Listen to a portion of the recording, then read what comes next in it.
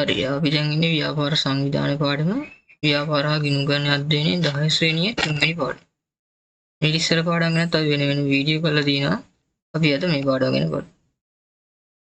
මේ පාඩමේ මූලිකම ව්‍යාපාර සංවිධාන වර්ග කිරීම, ඊට පස්සේ ව්‍යාපාර සංවිධාන වල මූලික ලක්ෂණ සහ ඊට පස්සේ ඒවා ටික පළු කරන් තෝරා ගන්න ක්‍රම ටික තියෙනවා. ඊට පස්සේ ඒක පුද්ගල ව්‍යාපාරයක් ක්‍රියාපදින සම්බන්ධව කටයුතු කරන විදිය මේ පාඩමේ පැහැදිලි කරනවා. මේ පාඩම ගොඩක් දුරට පාඩම් කරලා ඒ කියන්නේ මතකයෙන් ලියන්න පුළුවන් එකක් ගණන් හදන්න මුස්තිය කොටසක් නෙමෙයි. ඉතින් ව්‍යාපාර සංවිධානයේ වර්ග කරද්දී මූලිකව අපි ක්‍රම තුනක් ගන්නවා 10 වසරේ. එකක් තමයි හිමිකාරීත්වය යන. ඒ කියන්නේ කවුද ඒකේ අයිතිකරු කියන එක පදනම අරගෙන. ඊට පස්සේ ඒ ව්‍යාපාර සංවිධානයේ පවත්වා ගන්න යන්නේ මොන අරමුණක් වෙනුවෙන්ද කියන එක ගන්න. ඊට පස්සේ අපි සලකනවා ව්‍යාපාරයේ ප්‍රමාණය පරිමාණය අනුව. ඒ විදිහට තමයි අපි ව්‍යාපාර සංවිධානය වර්ග කරන්නේ. එතකොට හිමිකාරීත්වය මත ව්‍යාපාර සංවිධානය වර්ග කරද්දී අපි ගන්නෙ රාජ්‍ය පෞද්ගලික කියන කොටස් දෙක. ඒ කියන්නේ ව්‍යාපාරයේ ප්‍රාග්ධනය නැත්නම් අරමුදල් යොදවලා තියෙන්නේ රජයෙන්ද නැත්නම් පෞද්ගලික අංශයෙන්ද කියන එක පදනම් කරගෙන ව්‍යාපාර වර්ග කරනවා. මෙන්න 25 වෙනි පිටුවේ ඔයගලන්ට දකින්න පුළුවන් 3:1 රූපේ ඒ ව්‍යාපාර සංවිධානයේ පෞද්ගලික අංශය රාජ්‍ය අංශය විදිහට කොටස් දෙකකට බෙදෙනවා.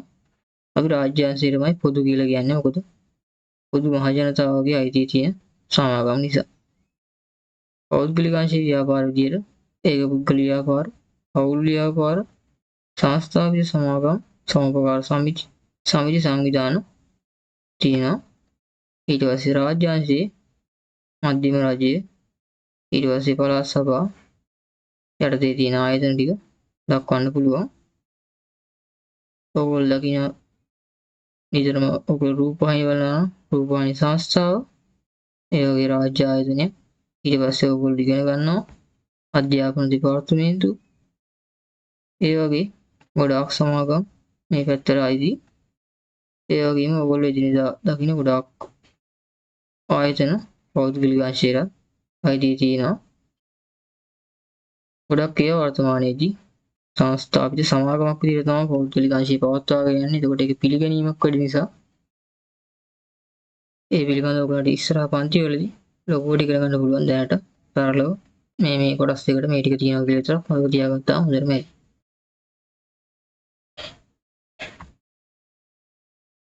ඊට පස්සේ අරමුණු ව්‍යාපාර සංවිධානය වර්ග කරද්දී අපි ගන්නෙ ව්‍යාපාරයේ ලාභය අරමුණු කරගෙනද පවත්වාගෙන යන්නේ ලාභයක් අරමුණු කරගෙන නැද්ද කියන එක මත. ලාභය කියන්නේ ව්‍යාපාරයේ ආදායම සහ වියදම අතර වෙනස. එතකොට ලාභ අරමුණු කරගෙන යන ව්‍යාපාර ගොඩක් වෙලාවට පෞද්ගලික අංශයේ සමාගම් ලාභ අරමුණු කරගෙන තමයි යන්නේ. රාජ්‍ය අංශය තමයි ලාභ අරමුණු කරන්නකොත් ව්‍යාපාර සංවිධාන සාමාන්‍යයෙන් පවතින. ඒකට අපිට එහෙමම කියලා කියන්න බෑ. සමහර වෙලාවට රාජ්‍ය අංශයෙන් ලාභය අරමුණු කරගෙන ව්‍යාපාර කරනවා. ඒක හැටි. ඉතින් අපි මේ ව්‍යාපාර සංවිධානයේ ලාභ අරමුණු කරගෙන විදාගන්න විදි ඒ කරන විදිහ තමයි මේ 3:2 රූපේ තියෙන්නේ. ඒකේ පෞද්ගලික අංශය පොදු කියලා ලාභ පැත්තත් ලාභ අරමුණු කරනවා පැත්තත් වෙන් කළා දාලා තියෙනවා. ඒ වගේම දැන් ඔයගොල්ලෝ දැකලා ඇති ඔය රාජ්‍ය නොවන සමිති සංවිධාන තියෙන්නේ. නැත්තම් ඔයගොල්ලෝ කියන NGO කියලා එන්නේ ඒවා. ලාභ අරමුණු කරනකත් පෞද්ගලික අංශයේ ව්‍යාපාර වෙනවා. අධ්‍යාපන දෙපාර්තමේන්තුව සෞඛ්‍ය බලන ඒ කටයුතු කරන අය ඒගොල්ලෝ අයි තියෙන්නේ ලාභ අරමුණු කරනකොත් ව්‍යාපාර ගණයට.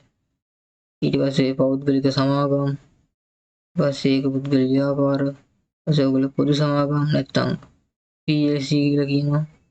ඒ ඔක්කොම ලාභ අරමුණු කරගත් පෞද්ගලික අංශයේ ව්‍යාපාර. ඊට පස්සේ රජයේ තියෙන ලාභ අරමුණු කරගත් ව්‍යාපාර තමයි රාජ්‍ය සමාගම් විදියට සලකන්නේ.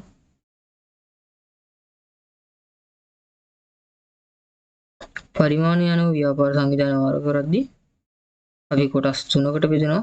සමහර වෙලාවට කොටස් 2කටත් බෙදෙනවා. මූලිකවම ඔයගොල්ලෝ මේ වසරේදී කොටස් දෙකකට ඔතක තියාගත්තාම හරි.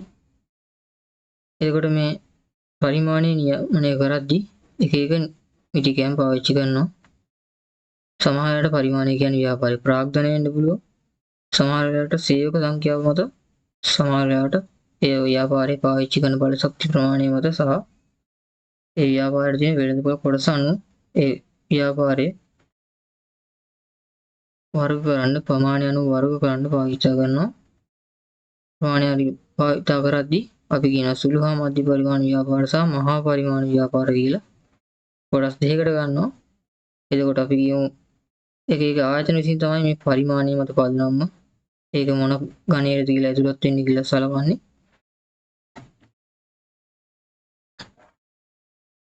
ඒ නිශ්චිත විදිහකට කිව්වොත් ජන හා සංඛ්‍යා ලේඛන දෙපාර්තමේන්තුව කියනවා ඒගොල්ලන්ගේ සේවක සංඛ්‍යාව 25ට අඩුයි නම් ඒ සුළු හා මධ්‍ය පරිමාණ ව්‍යාපාර විදිහට ඊට වැඩි නම් මහා පරිමාණ ව්‍යාපාර විදිහට ඒගොල්ලෝ සලකනවා. ඒ වගේම ඔයගොල්ලෝ කොච්චර විදුලිය භාවිත කරනවද?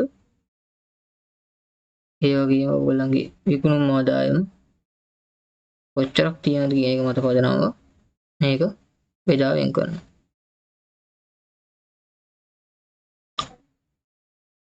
ඊට පස්සේ අපි බලමු ඒක පුද්ගල ව්‍යාපාර ගැන.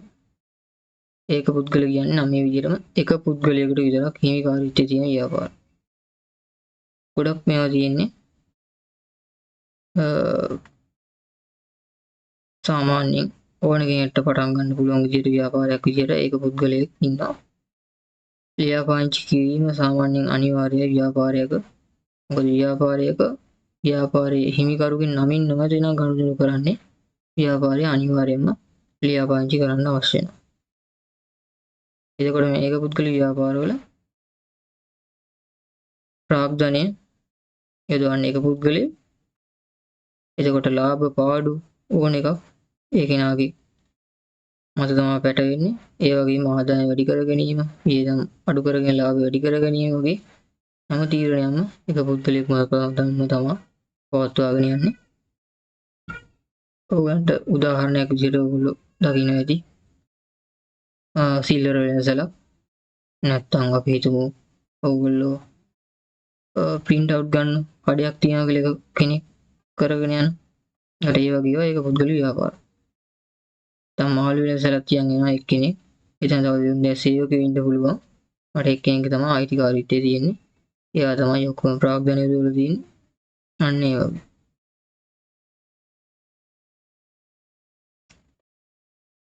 ඒක පුද්ගල ව්‍යාපාරයක තියෙන දුර්වලතාවයක් විදිහට අපිට කියන්න පුළුවන් අයිතිකරුගේ වගකීම අසීමිත වීම. මොකද ව්‍යාපාරයේ අපි පවත්වාගෙන නැති පාඩුවින්ද කියමු. පාඩු ඉඳලා ව්‍යාපාරේ බංකුලුත් වුණා. වහල් දාන්න වුණා. ඊට පස්සේ ඒක ආයතනය කියන්නේ ව්‍යාපාරේ පටන් ගත්ත අයිතිකරු ණය අරන් තියන බිස්නස් එක වෙනුවෙන් ණය ගෙවා ගන්න බැරි වුණොත් එහෙම අයිතිකරු සිදුවන තමන්ගේ වෙනත් පත්කම් විකුණලා හරි ණය ගෙවන්න නීති මාර්ගයෙන් කවුරු හරි කටයුතු කරොත් එහෙම අනිවාර්යෙන් ඒක කරන්න සිද්ධ වෙනවා. හැබැයි සමාගම් වල ඒක නෑ.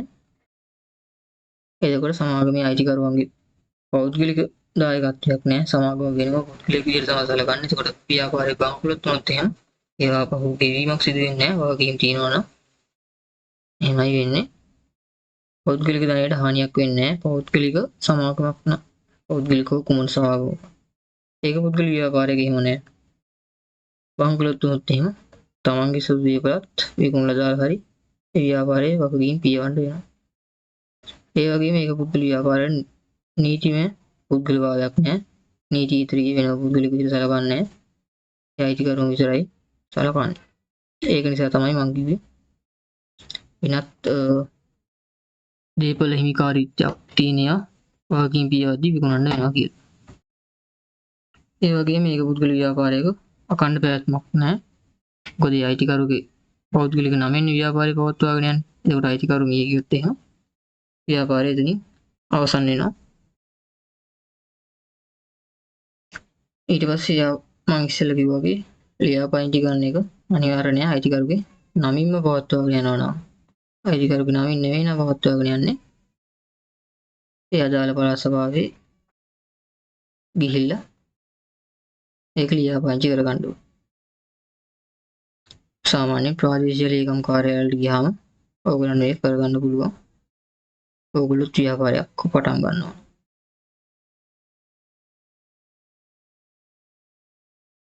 ඒ වගේම ව්‍යාපාරයක් පටන් අරගෙන අයිතිකාරනුත් එහෙම දැන් මේක ඇති වහලා දාන්න ඕන කියලා ඔකට වහලා දාන්න පුළුවන්. ගැටලුවක් නැහැ. මොකද එක්කෙනෙක් විතර අයිතිකාරයෙක් තියෙන්නේ. අයිතිකාරව ගොඩක් ඉන්නවනම් එයාගේ තනි තීරණයට වැඩි කරන්න බෑ. ඒක තමයි අයිතිකරු නම් ඉන්නේ. එයාගේ තනි තීරණයට කටයුතු කරන්න පුළුවන්. ඉතින් මේකේ වාසිය තමයි පඩස් ගාලා ටක් ගාලා පටන් ගන්න පුළුවන් ඒක බුද්ධලි ව්‍යාපාරය. ඒ වගේම මුළු ලාභයම අයිතිකරු සතුයි. අනිත් පැත්තට අලාභයත් අයිතිකරු සතු වෙනවා. ඒ වගේම ව්‍යාපාරය මොන හරි රහස් ක්‍රම වේද තියනවා කියලා හිතමු. අපි නම් බේකරියක් කරනවා නම් එයා තමයි දක්ෂ. උයන්නේ කරන්නේ ඔක්කොම මේ බේකරි වල කටයුතු කරන්නේ. එතකොට එයාගේ ඒ රෙසිපි ටික එයා විතරයි දන්නේ. ඒක ආරක්ෂා කරගන්න පුළුවන් තනි පුද්ගල ව්‍යාපාරය. හැබැයි හවුලේ කරනවා නම් එහෙම බෑ. අනිත් අයත් දැනන් ඉන්න ඕන. සමාගමක් වුණත් අනිත් අය දැනන් ඉන්න ඕන.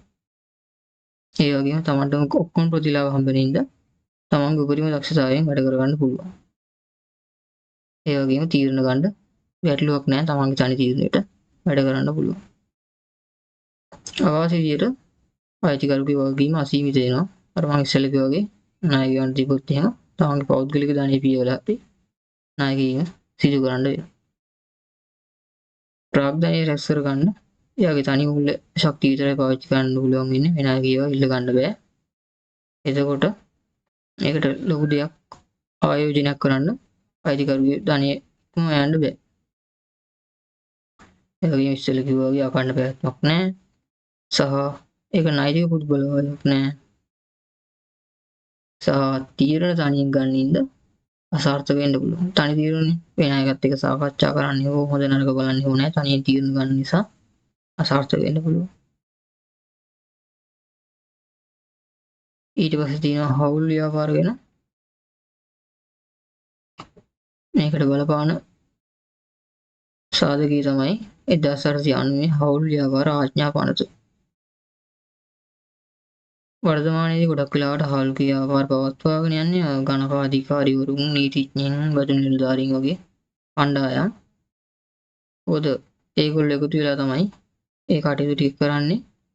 කීප දෙනෙක් එකතු වෙලා හවුලේ ගණකාධිකාරී වලු විගණනය කියලා ඔයගොල්ලෝ අහලා තියෙනවා. ඔඩිටින් කියලා කියන්නේ. ඔඩිට් ෆර්ම් කියලා කියන අපි ඉංග්‍රීසියෙන් එහෙම දා ගන්නවා. ඒව කරන්නේ මේ හවුල් ව්‍යාපාර විදිහට. ඉතින් හවුල් ව්‍යාපාරයක් පටන් ගන්න සාමාන්‍යයෙන් දෙන්නෙක් ඉන්න ඕනේ, දෙන්නෙකුට වැඩි වෙන්න ඕනේ. අවම දෙන්නයි උපරිම 20යි.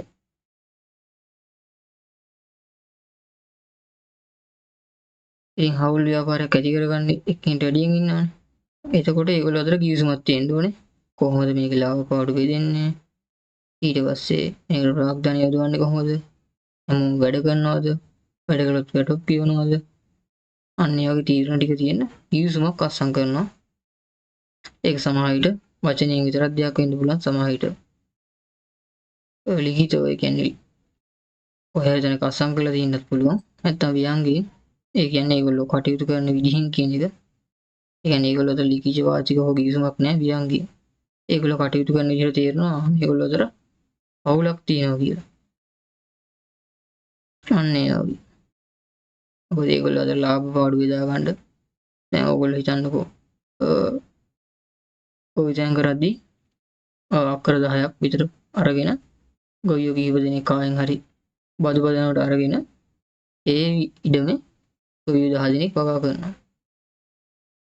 10 දිනම එහෙම තැන ඔක්කොම බලලා වැඩ කරනවා. අන්තිමට අපි හිතමු අල හිටවුවා කියලා. අල ටික හිටවලා අස්සයන නෙළුවට පස්සේ එතකොට තමයි අර ඒගොල්ලෝ තීරණය කරගන්නේ ගිවිසුම මුකුත් ගහලා නැති වුණා. ඒ අයගේ වැඩ කොටස අනුව සහ මහන්සිය අනුව ඒගොල්ලෝ ලාභ පාඩු බෙදා ගන්න එක කරනවා. එතන ගිවිසුමක් නැහැ. අර යාළුවෝ කිහිප දෙනෙක් එකතු වෙලා ඊටමක් කුලියට අරගෙන ඒක වගා කරලා අස්සයන් නෙල්ල ඊට පස්සේ ලාභ පාඩු බෙදා ගන්න. ඒ වගේම හවුල් ව්‍යාපාරයේ ප්‍රාග්ධනය රුපියල් 18ට වැඩි නම් ඒක අනිවාර්යෙන් ලිඛිත කිවිසුමක් තියෙන්න ඕන. ලිඛිත කිවිසුමට තමයි අපි හවුල් ඔප්පුව කියලා කියන්නේ. ඒ වගේම හවුල්කරුවන්ගේ වගකීම අසීමිතයි. ඒක පුද්ගල ව්‍යාපාරයක වගේම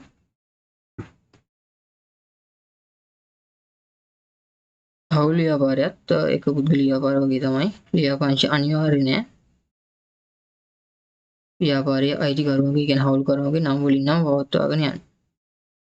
හැබැයි වෙනත් නමකින් නම් තියෙන්නේ අනිවාර්යෙන් ලියාපදිංචි කරන්න ඕන. මේකට නෛතික පුද්ගල ආයකුත් නැහැ. අඛණ්ඩ ප්‍රයත්නකුත් නැහැ. හවුල්කරුවෝ මිය ගියාම උමුතු වීම ඒ කියන්නේ පිස්සු හැදීම වගේ අපි අදහස් කරන්නේ. ඒ කියන්නේ ඔහුට තවදුරටත් ඒ කටයුතු කරගෙන යාමට සඳහා සිහියක් නැහැ. ඒ වගේ තත්ත්වයක් ඇති වුණාම හවුල් ව්‍යාපාරය අවසන් වෙනවා. සමහර වෙලාවට හවුල්කරුවෙකු මිය ගියාම එක්කෙනෙක් දැන් තුන්නේ කිරුබේ එක්කෙනෙක් මිය ගියොත් එහෙම අර දෙන්නට පවත්වාගෙන යන්න පුළුවන්. හැබැයි ඒ තිබ්බ එකම නෙමෙයිනේ. එතකොට එක්කෙනෙක් අයින් වුණාම ඒ කෙනාගේ දායකත්වයේ හැකියාව නැති වෙලා ප්‍රාග්ධනය ඔක්කොම අයින් වෙලා යනවා. එතකොට අලුත් හවුල් ව්‍යාපාරයක් විදිහට තමයි සලකන්නේ. එතකොට අර පරණ හවුල් ව්‍යාපාරේ අවසන්. මේකේ වාසි තමයි පහසුවෙන් ආරම්භ කරන්න පුළුවන්. කිහිප දෙනෙක් ඉන්න වැඩි ප්‍රාග්ධනයක් රැස් කර ගන්න පුළුවන්. කිහිප දෙනෙක් විවිධ දක්ෂතා ප්‍රයෝජන ගන්න පුළුවන්. වගකීම් හවුල්කරුවන් අතරේ බෙදී යනවා. තනියෙන් දරා ගන්න ඕනේ නැහැ. සාමූහික තීරණ ගන්න පුළුවන්. තනි තීරණ වලට නෙමෙයි. ඒකට හොඳ තීරණයක් ගන්න ලේසි. අවශ්‍ය තමයි අසීමිත වගකීමක් තියෙනවා. ලාභයේ එක්කෙනෙක්ට නෙමෙයි. හවුල්කරුවා අතර බෙදලා යනවා. ඒක බෙදෙන එකෙත් අනුපාතයක් ඒගොල්ලෝ එකඟ වෙලා තියෙන අර හවුල් කිවිසුම කියපු එකේ. එහෙම තමයි සාමාන්‍යයෙන් හවුලේ ලාභ බෙදෙන්නේ. ඒ වගේම එක්කෙනෙක්ට වැඩි ගණනාවක් ඉන්නේස්න කට්ටිය අතර මතභේද ඇති වෙන්න පුළුවන්. ඒ වගේම අඛණ්ඩ පැවැත්මක් නැහැ. නෛතික පුතුල් භාවයක් නැහැ. ඊළඟට තියෙන සංස්ථාපිත සමාගම් මේක ලියාපදිංචි වෙන්නේ ව්‍යාසතිය අංක 6 දන සමාගම් පනතේ. ඉතින් මේ සමාගම් වල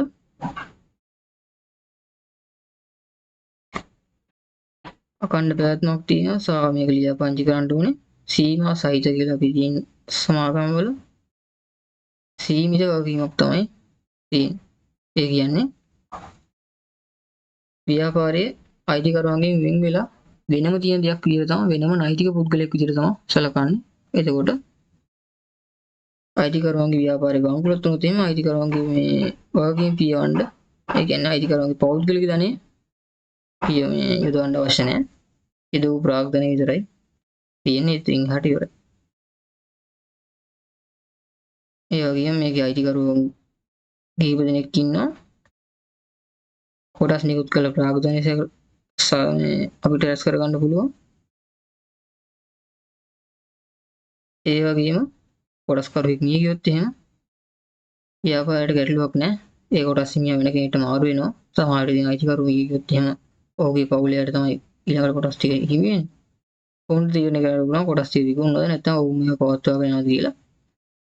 එහෙමයි වෙන්නේ. ඒකට සාමාන්‍ය සමාගමක් තමයි පිළිගැනීම වැඩි. වාසි විදිහට ගත්තොත් එහෙම නෛතික පුද්ගල භාවයක් තියෙනවා. ඒක අයිතිකරුවන්ගේ වෙන්ගුණ වෙනම පුද්ගලෙක් විදිහට තමයි ඉදිරියට සලකන්නේ. කියන්නේ නඩුවක් දැම්මුත් එහෙම අයිතිකරුවන්ට විරුද්ධව නෙමෙයි නඩුව දාන්නේ ව්‍යාපාරයෙන් විරුද්ධව. ඒක අයිතිකරුවන්ට ගැටලුවක් වෙන්නේ නැහැ. ඇයි එහෙම කියන්නේ කිව්වොත් එහෙම ඔයගොල්ලෝ දැකලායි සමහර විට මම මේක වාසියක් කියන්නේ නෛතික පුද්ගලයා තිබ්බම ව්‍යාපාරයකට අපි තුන් ඔයාගත්තු ව්‍යාපාරයක් ඔයා ගාව තියෙනවා සීමිත සමාගමක්. ඒක බංකුලොත් තුනක්. ඒකට නඩුවකුත් තියෙනවා. සහ දැන් ඔයා බැංකුවකට ගිහිල්ලා බැංකු ණයක් වගේ ගන්න ගියොත් එහෙම ඔයාගේ පුද්ගලික තොරතුරු අහනවනේ. ඒත් ඔයා ණය අරගෙන නැහැ. ඔයාගේ ව්‍යාපාරය අරන් තියෙන්නේ. ඒක ඔයාට අදාළ නැහැ. ඒ වගේම ඔයාගේ ව්‍යාපාරේ නඩු තිබ්බ කියලා ඔයාට ගැටලුවකුත් නැහැ. මේක කරන්නේ. හැබැයි තනි පුද්ගල ව්‍යාපාරයකදී ණය තිබ්බොත් එහෙම අයිතිකරුවට තමයි ණය අරගන්නේ. ව්‍යාපාරය වෙනුවෙන් ව්‍යාපාරය තමයි පාඩු වෙන්නේ. ව්‍යාපාරය තමයි නඩුවට එන්නේ. ඔක්කොම වෙන්නේ. එයා නිකම්ම හිමිකරු පමණයි.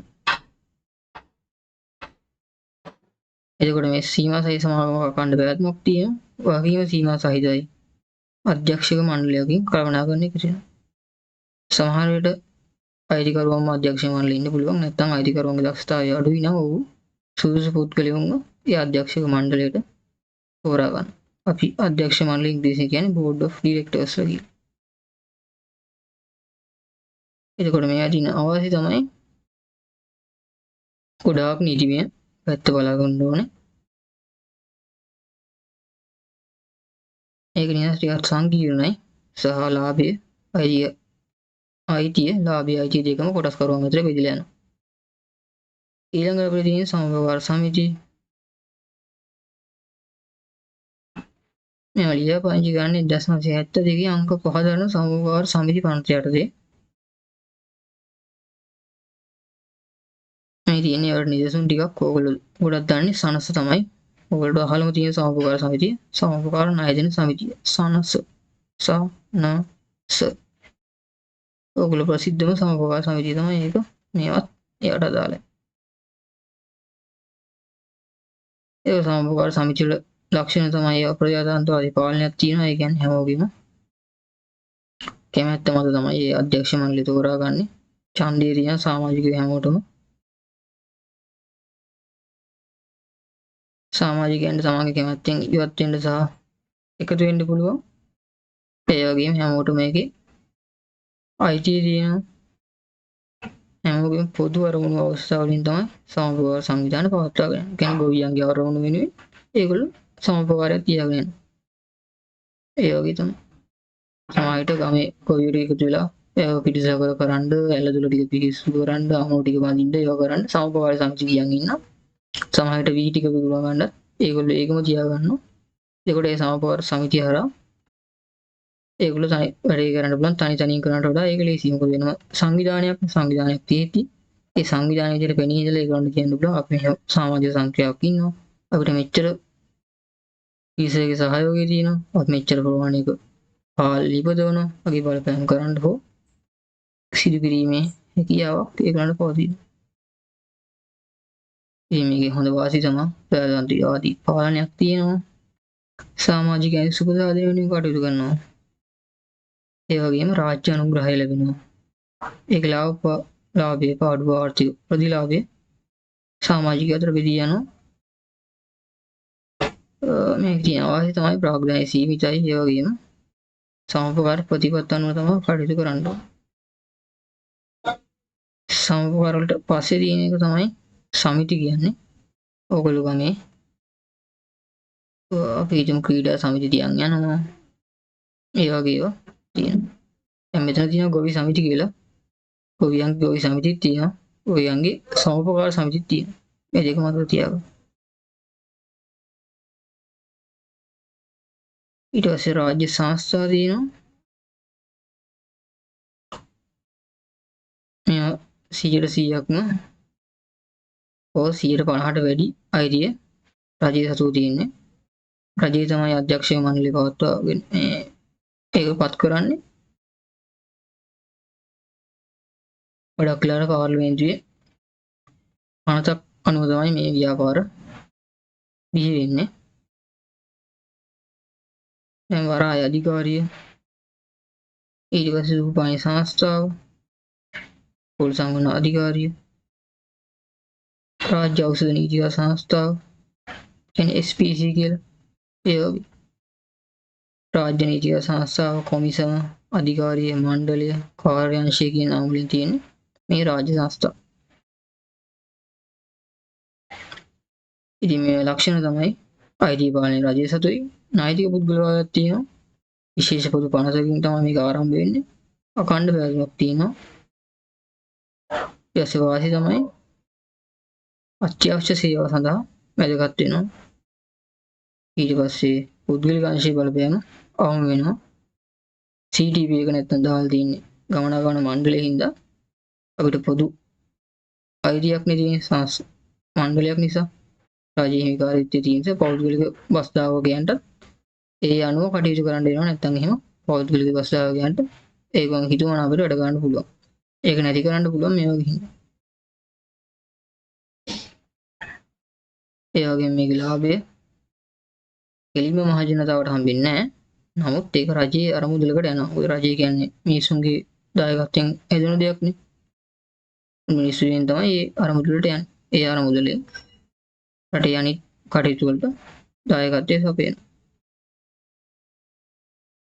මේක තීරණ ගැනීමේ ස්වාධීනත්වයක් නැහැ. ගොඩක් වෙලාවට ඉතින් දේශපාලන මැදිහත් වීම වගේ වෙන්න පුළුවන්. මොකද ඒක රජයට අයිති නිසා.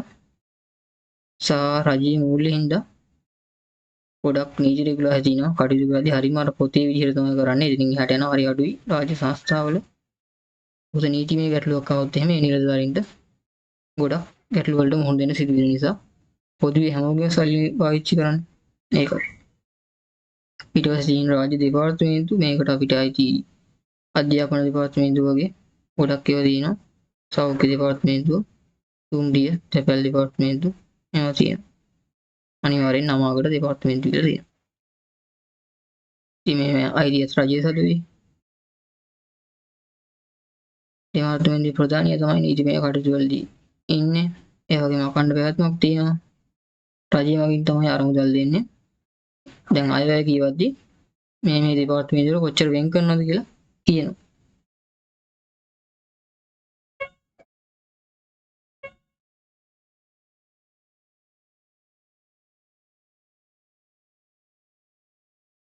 ඒ රාජ්‍ය දෙපාර්තමේන්තු වල වාසිය විදිහට මේක වෙන්නේ ජනතාවට අවශ්‍ය සේවා ටික දෙපාර්තමේන්තු වල සපයනවා. ඊට පස්සේ දීර්ඝකාලීන ප්‍රවර්තනයක් අවශ්‍ය වෙනවා. රජයෙන් තමයි ඔක්කොම දෙන්නේ.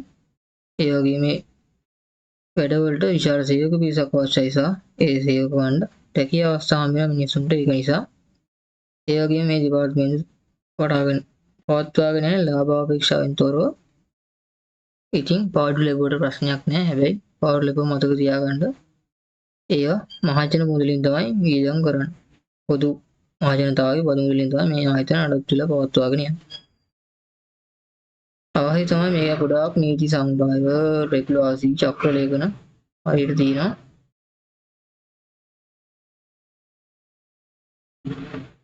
ඒ වගේම සමාජයට අතිරික්තව ගොඩක් සේවකයෝ මේ වැඩ කරන්න ඉඩකඩ තියෙනවා. ඉතින් ඕගලන්ටත් ව්‍යාපාර සංවිධානයක් පවත්වාගෙන යන්න නැත්නම් අලුතෙන් බිස්නස් එකක් පටන් ගන්න දවසක් තියෙනවා. ඕගොල්ලෝ මුලින්ම තීරණය කරන්න ඕගොල්ලන්ගේ අවශ්‍යතාවය මොන අරමුණද, ඊට පස්සේ ඒක කළමනාකරණය කරන්නේ කවුද, කොච්චර විශාලද පරිමාණය, ඒවා ගැන හිතලා තමයි ව්‍යාපාර පවත්වාගෙන යන්න ඕන. නැත්නම් ඕගොල්ලෝ ව්‍යාපාර අධ්‍යයනය කර ගන්න කියනනම් දවසක ව්‍යාපාරයක් පවත්වාගෙන යන්න ඕන. ව්‍යාපාර වල ආයෝජනය කරන්න දැනගෙන ඉන්න එක වඩා වැදගත් කියලා හිතනවා. මොකද හැම දෙයක්ම ලෝකයේ වෙන ව්‍යාපාර සංවිධානය හරහා තමයි වෙන්නේ. තනි පුද්ගලයන්ගේ හැකියාව මත නෙමෙයි. ව්‍යාපාරයක් විතර ඒක රාශිය වෙලා පුද්ගලයෝ කටයුතු කරන්නේ. ඒක තමයි වඩා හොඳ තීරණ ගැනීම, වඩා හොඳ ප්‍රතිලාභ හිමි කර ගැනීමට හැකියාව ලැබෙන්නේ.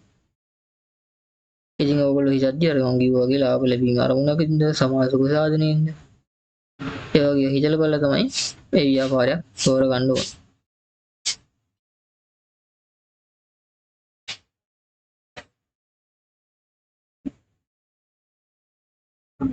මෙතන තියෙනවා ඒක පුද්ගල ව්‍යාපාරයක් ක්‍රියාපංචි කරන විදිය ගැන. මේව නම් එච්චර ඉතින් කතා කරන්න අවශ්‍ය නැහැ.